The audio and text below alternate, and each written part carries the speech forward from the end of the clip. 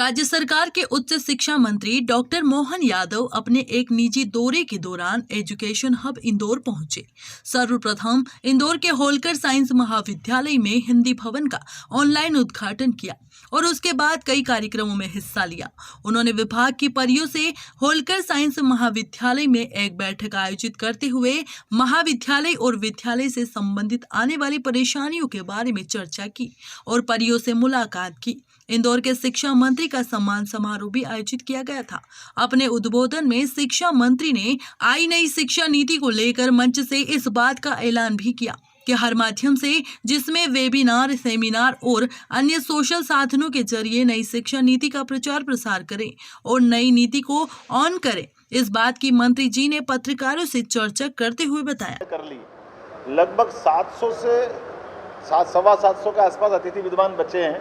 अब इनको हम सॉर्ट आउट करा रहे हैं कि जहाँ जहाँ हमने पीएचडी के माध्यम से शिक्षकों को भेज दिया है, कुछ ट्रांसफ़र के माध्यम से पोस्टें हो भर गई है, तो 1-1.5 महीने में अब ये हम सब दिखवा रहे हैं कि ये जो 700 लोग भी हैं इनको कहाँ कहाँ भेज सकते हैं। वो जो जगह का आंकड़ा आ जाएगा और इसी बीच शासन से भी हमने परमिशन मांगी कि मात्र 700 लोग हमारे पास बचे हैं, इनकी स्वीकृति हो जाएगी तो माननीय मुख्यमंत्री जी भी बहुत सकारात्मक है। उनका कहना आप अपना होमवर्क कर लो, तैयारी कर लो, तो हमारे पास ये अतिथि विद्वान को करीब आज 4,200 में से 3,500 से ज़्यादा लोगों को हम लगा चुके हैं। ये 700 जो बच्चे उनको भी कोशिश कर रहे हैं कि जल्दी इनको लगाएं। परमानेंट ड्यूटी मांग रहे हैं। अब ये विषय नया है, अभी ये तो दूसरे बहुत सारे विषय खड़े हो जाएंगे। आपकी जानकारी गलत है, आपकी जानकारी आपकी जानकारी के लिए बता दें, हमारे लिए देवी अहिल्या विश्वविद्यालय बहुत अच्छा है, मैं मानता हूँ, लेकिन देवी अहिल्या के अलावा ग्वालियर विश्वविद्यालय उसका भी A ग्रेड है, भोपाल विश्वविद्यालय उसका भी A ग्रेड है। हमारे भोपाल का स्वशासी ऑटोनोमस जो हमारा कॉलेज है, एक्सीलेंस कॉलेज, वो A+ में है। तो जहाँ जहाँ भी हमारे प्रयास है, उज्जैन हो, इंदौर हो, भोपाल हो, ग्वालियर हो, और जैसे मैंने कहा कि अब आने वाले समय में तो हम चाहेंगे 20 एक्सीलेंस कॉलेज हमारे A+ में जाए और जो बाकी बचे हुए 200 कॉलेज को हम इस तरह से लाना चाह रहे हैं जो एक तरह से उच्चतम गुणवत्तापूर्ण हो जाए। बाकी भी जो कॉलेज शेष बचेंगे वहाँ पर भी जो न्यूनतम आवश्यकता उस सबकी पूर्ति करते हुए शैक्षणिक माहौल को सुधारने का हमने टारगेट लिया है। मुझे इस बात के लिए थोड़ा सा कष्ट भी है कि कुछ शासन की व्यवस्थाओं में जो हमारे व्यवधान है, जैसे प्रमोशन करने में अभी जो कोर्ट के कारण से हमारे हाथ बंधे हैं, हम उम्मीद कर रहे हैं कि ये कुछ मसले हल हो जाएंगे तो हम सामान्य रेगुलर भी भर्ती करके उन सारी बातों का समाधान कर लेंगे। ये कॉमन सब सुन लेना बहुत महत्व का प्रश्न है। ये है फॉलन आउट विद्वानों का मामला, अतिथि विद्वानों का। उच्च शिक्षा में लगभग 4,276 अतिथि विद्वान थे, उसमें 2,500 अतिथि विद्वान सेल्फ फाइनेंस के जो विश्वविद्यालय और कॉलेज के स्तर पे है। हमने 2,500 जो अतिथि विद्वान है, भले कॉलेज नहीं चल रहे हैं, सबको अपनी सेवाओं में ले लिया। बाकी व्यवस्था होगी, एडमिशन में हो गए, सब मदद कर रहे हैं। लगभग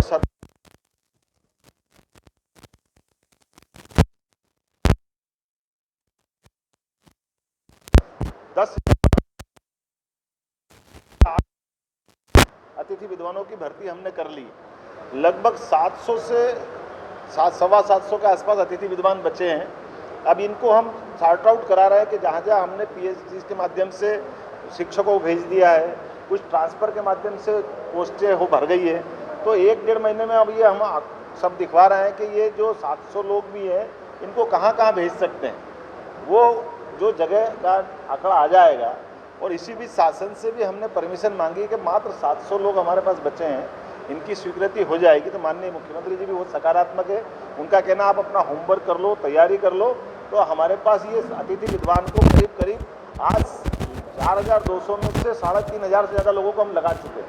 ये 700 जो बच्चे उनको भी कोशिश कर रहे हैं कि जल्दी इनको लगाएं। परमानेंट ड्यूटी मांग रहे हैं। अब ये विषय नया है, अभी ये तो दूसरे बहुत सारे विषय खड़े हो जाएंगे।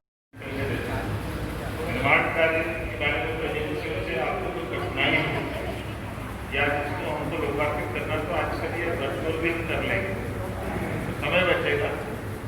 इस पर हमारे जिले में कॉमन सभी के लिए बोल देता हूँ, हमारे अपने महाविद्यालय में कोई नए कोर्स खोलना है, नया कुछ करना हो, उसका भी बारे में आप अपन अगर लगता है तो वैसे तो मैंने अभी हम सबको मालूम है कि एडमिशन चालू हो गए, लेकिन सेल्फ फाइनेंस के कुछ कोर्स अभी भी कुछ करना हो तो 1-2 दिन में तो उससे संबंध है मैं अभी दिखवा लूँगा ये स्पेसिफिक इंदौर के मामले में क्या है, लेकिन हमारे इंस्ट्रक्शन है वो स्पष्ट है कि हमारे अपने बच्चों को परेशानी नहीं आना चाहिए, एडमिशन बराबर हो जाए।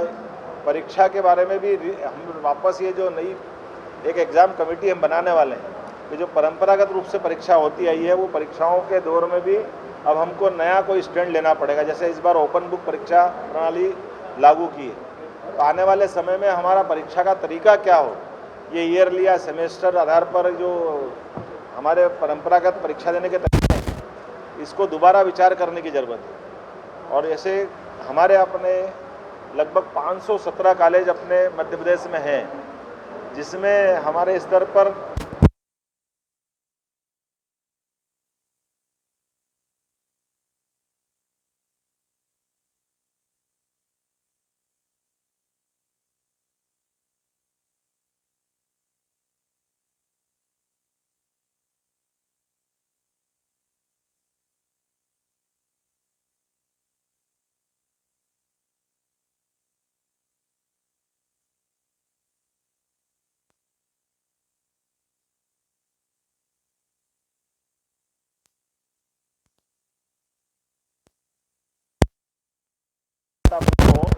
हमने इसमें प्लान किया है। उम्मीद कर रहे हैं हर संभाग में एक एक्सीलेंस कॉलेज हो जाए। ये नई शिक्षा नीति के आधार पर 2035 तक विश्वविद्यालयों का भी स्वरूप बदल जाएगा, वो अब शोध संस्थान बन जाएंगे और जो महाविद्यालय है वो डीम्ड यूनिवर्सिटी का रूप ले लेंगे, अर्थात वो अपनी परीक्षा कराएंगे, अपनी डिग्री देंगे।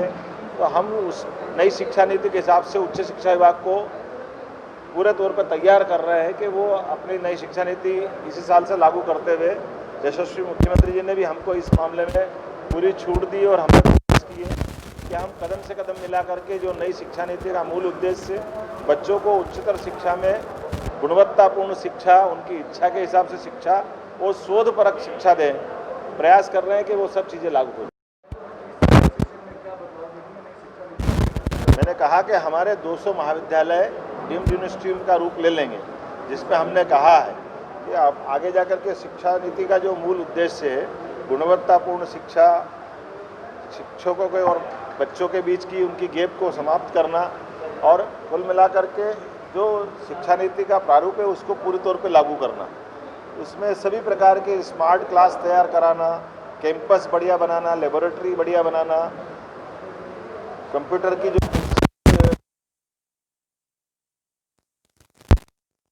जो जिस प्रकार की आवश्यकता होगी वो हम सब देने के लिए तत्पर है और कुल मिलाकर के बच्चों के कैंपस में आने के बाद उसको परिपूर्ण शिक्षा मिल जाए, ऐसा प्रयास करें। अभी सितंबर में रिजल्ट आ जाएंगे तो हम आकाशवाणी, दूरदर्शन इसके माध्यम से जो घर बैठे बच्चे हैं उनके लिए भी पढ़ाई की व्यवस्था करा रहे हैं। यूट्यूब पे भी जा सकते हैं या जैसे आपने जो इलेक्ट्रॉनिक संसाधन है, और जैसे ही हमको बाकी भारत सरकार की जो गाइडलाइन मिलेगी कि हम ओपन क्लास कर सकते हैं तो उसकी भी हमारी तैयारी है, अन्यथा घर में बैठकर भी हम उनको कोर्स पूरा कराएंगे।